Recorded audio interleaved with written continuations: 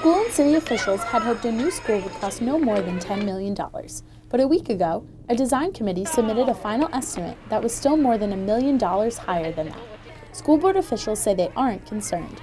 I feel that's as low as we're going to get this project without cutting out necessities in the school.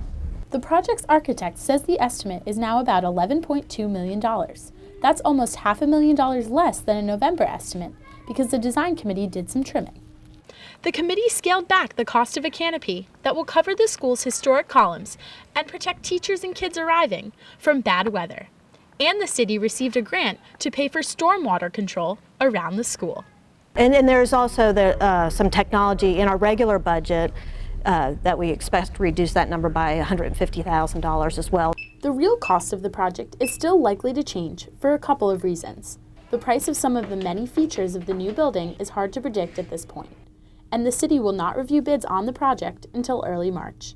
Lexington Superintendent Dan Lyons says he's comfortable with the design committee's final estimate.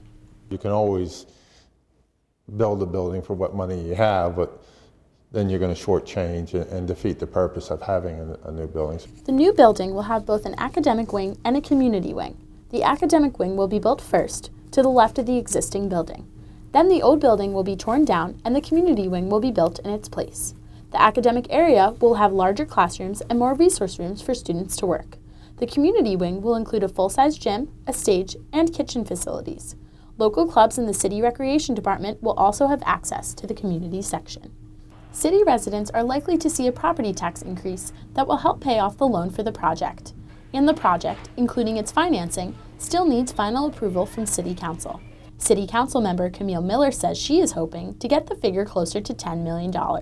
But the project's landscape architect says the additional spending would be worth it because the fully budgeted building would improve the Lexington school system. This is something that will only increase Lexington's distinctiveness as one of the top towns in America. For the Rockbridge Report, I'm Krista Huber.